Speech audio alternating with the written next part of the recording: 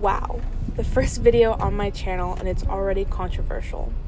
Well, as the title probably alludes, this video is going to be about all the drama and controversy surrounding SuperM and their debut, which is conveniently in less than 8 hours from when I'm recording this. To be honest, I wasn't even going to upload this video, much less record it. But I had an enlightening conversation on Twitter with an XOL I actually deeply respect.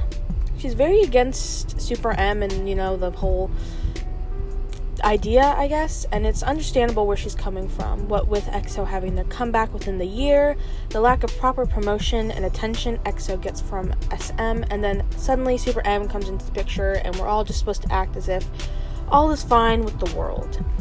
But I did find a few flaws in her argument, and this is a very hard subject to gather my thoughts on. And I'll try to articulate well enough for y'all to attempt to understand what I'm trying to say, which is surprisingly hard to explain without it coming across as inappropriate, I guess is the only word I can really find that matches. You'll understand in a minute. First of all, Baekhyun and Jongin, or Kai, whatever, are grown-ass men, right? They've been in the industry for nearly a decade, renewed their contracts, most likely know what they're doing, I would assume. And her main point, the XOL, was that SuperM was overworking the duo these next few months with SuperM promotions and EXO comeback. And I'm sorry if this comes across as rude and blunt, but Baekhyun and Jongin can handle themselves perfectly fine. Mark and Taeyong, or Taeyong, whatever, from NCT have been in a multitude of collabs, and in Mark's case, been in like 4 different subunits. I'm too lazy to count. It's too many. I don't know if I can count that high. He's a pro debuter, if we're gonna give it a name. And for her to be complaining about a packed schedule for the next 3 or 4 months seems kind of offensive. Is that the right word? Words aren't coming to me today. But it seems kind of offensive to me since Mark has been overworked since his debut 3 years ago. And just look at what happened to Hitchin or whatever. I can't pronounce names. Sorry. When NCT Dream came back and he was touring with NCT 127, he was constantly disappearing from promotions for NCT Dream. He was overworked and he was in 2 different groups, and it was pretty sucky for N-citizens, if I do say so, as an N-citizen. This has all happened before, and to a much more severe degree than SuperM and EXO. Yet you don't see N-citizens slipping out and boycotting activities over it. And as for interfering with the EXO comeback, I can't say for certain if it will or will not, but I wouldn't hinge my whole argument on an assumption. We have no idea what's going to happen, and if it does interfere, then I will happily give y'all a point for that one. But for now, I'd suggest just watching everything play out and get mad about everything later, preferably after they've actually debuted. And I know people will call me a fake fan for this, but I was actually super excited about the new supergroup the minute I caught wind of it. I went straight to Twitter to see how many people were just as excited as me, but in fact, it was quite the opposite. I still don't understand the hate bandwagon that took place that day. Well, more like that whole month. But can I just emphasize the fact that this group hasn't even debuted yet, and they already are neck deep in controversy. Yeah. Nobody quite bothering to stand up for this unfair and biased treatment when these boys haven't even debuted yet. I know to K-pop stans, K-pop is a lot more than just music. It'd be unfair to just brush off the artists and only stick around for the music, to just ignore the corrupt industry and the ruthless hours put into every album in preparation for a debut or a comeback. But shit happens. In life, you just gotta roll with the punches and deal with the hand life has dealt you with. I can assure you that if your faves couldn't handle the life they're living, they would have already A, given up, B, filed a lawsuit, or C, terminated their contracts, or just let them roll out, or whatever it's called. Last I checked, no one from NCT has yet to file a lawsuit, and EXO have all renewed their contracts. They have trained, debuted, and have a few years under their belts. I can assure you they are some tough nuts. They are doing what they love and are succeeding. I personally am quite happy for them to get this exposure, this experience, this opportunity to get a chance to shine in a completely new environment, a completely new market altogether than what they're used to. I can't see the future. I know, surprising, right? It's crazy stuff right there. But neither can anyone else. So I believe it is unfair that we automatically assume that because they are striving for success in the Western market, that they will fail purely based on the fact that they want to succeed. I know it's hard to breed success, but this group hasn't even debuted yet, which I know I'm beating the dead horse with that one, but it's a huge part of my argument. SuperM literally got a trending SuperM is over party hashtag on Twitter as soon as they were announced to the public. Imagine working endlessly, driven only by growing excitement of being able to show off to your fans what you have worked your ass off every single day, only to go on social media and see the shitfest and hate bandwagon going around canceling them before they even so much as released a few pictures. All we had to go off was a name, a slogan, and like 2 pictures. And already people were boycotting them. I have a funny feeling that these boys didn't see a nice little sign-up paper on some corkboard in SM headquarters and happily sign their names to be in the new supergroup. In fact, crazily enough, I think they were handpicked and put into this group by some higher-ups who probably don't even care to know their groups or their fandom names. Old men probably only pay attention to how much they make that very week. But these boys, bound by contract, still accepted their fate like the big mature boys they are and probably took the opportunity in stride. I think it's safe to say they worked hard, that they spent hours on the choreography, that, by the way, they said was the most difficult choreography that they've ever done. Hours of singing and rapping and shooting on photo shoots on top of filming and preparing for yet another debut. They are getting exposure, and they are getting an amazing opportunity no matter what way you look at it.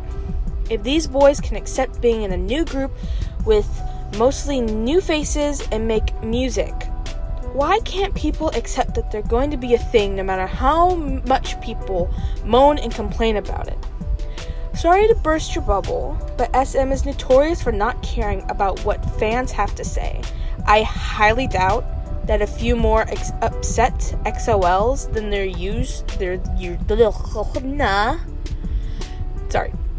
I highly doubt that a few more except... Oh my god. It's like 7:30, okay? 7:30 on a school night. Leave me alone. Oh my god. I highly doubt that a few more upset XOLs than they're used to will be any different. The industry is corrupt. Boycotting a single group isn't going to change that fact.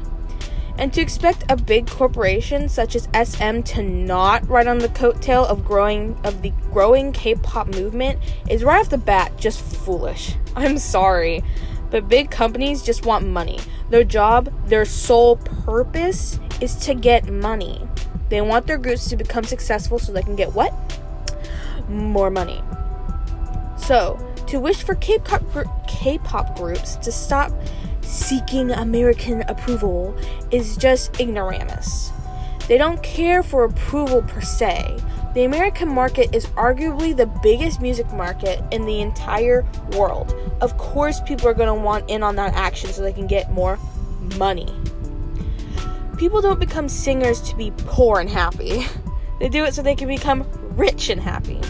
They don't get a job in singing just to be pushed to the side and forgotten. They reach for success, and if America is going to give them more success, what's going to stop them? It's quite frankly dumb, for a lack of a better word, to expect SM to sit back idly while BTS has a monopoly over the American market. Why would a company within a corrupt market ever willingly give up a chance to make bigger bucks? And I know it's a hard pill to swallow, and I've been talking for a long time, But the world isn't perfect. We don't live in utopia. Nothing is ever ideal. I just don't understand how someone can hate a group that hasn't even debuted yet. I mean, y'all are basing all this hate on just the fact that these boys are being taken away from their OG group, are claiming that they don't have their main groups as their priority because obviously y'all have seen this happen before. Actually, may I ask where you're getting all this information from? How do you guys know who will and will not make it in America? How do y'all know that these boys won't have priority over their groups? How do you know that they absolutely hate being there when all evidence y'all have is 1v live where the members look vaguely uncomfortable? There is limited and conflicting information. Maybe because they haven't even debuted yet, or maybe it's because they haven't even debuted yet. But truly, this is all only so I can ask for one thing. Just give the poor boys a chance. They have worked so goddamn hard on this debut, and it's so unfair for them that some of their fans refuse to even acknowledge the presence of SuperM because they are upset it may conflict with an EXO comeback. Again, we don't know anything. We are ignorant and clueless. We have no information, and we are not in the behind-the-scenes action. Who knows what will happen in the future, but assuming makes an ass out of you and me. Oh my god, I sound like my mother. Please save me. The best we can hope for is for the boys to be happy and healthy, to hope they succeed and wait and see what the future holds. We cannot simply deduce what will happen because our emotions cloud our judgment. No one can see the future. We must simply wait out the ride. They are debuting in T-minus 8 hours, and I am personally looking forward to it.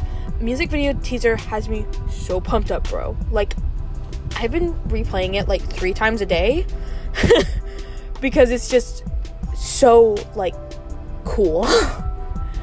It looks and sounds so much like an action movie, and I love action movies almost as much as I love my VW Beetle. SM obviously invested some big money into this group, and I can't wait to see where it goes. Especially the interviews. Those are going to be so chaotic, especially without a Johnny to help a stuttering Mark with his English. Oh god, I'm looking forward to those compilations of him stuttering and just saying for like 20 minutes straight. It's going to be great. Time spent when I could be doing homework like right now, but like that's stupid. I guess what I'm saying, or what I'm trying to say, is although we may not have the same stances on SuperM, I only ask for acknowledgement for all the hard work they have put into this debut. Each of the boys deserve the world, and I will be standing by to watch what happens, supporting them through this hectic and controversial time of their careers. You don't have to support or stand SuperM. It's not what I'm trying to get you to do. All I ask is to give them a chance. Everyone deserves a chance to prove themselves, and they are no different. Just let them at least try and change your mind. And if you still want to boycott them, I'll happily sell you overpriced lemonades to aid in your endeavors because, like, I make great lemonade. Just a little side note, completely random. I get off topic a lot, but, like, now I want lemonade. But, like, I'm too broke to go buy some. So I'll just suffer, so. I'm not controlling or forcing my opinions onto you. I only wish the best for our boys. We all have our opinions, and I respect every single one that doesn't attack or slander any party involved. Until then, I shall be waiting for the dozens of comebacks scheduled for this October. Like, dozens. Look forward to, hopefully, more videos from me. And I will see you all on the flip side. Peace.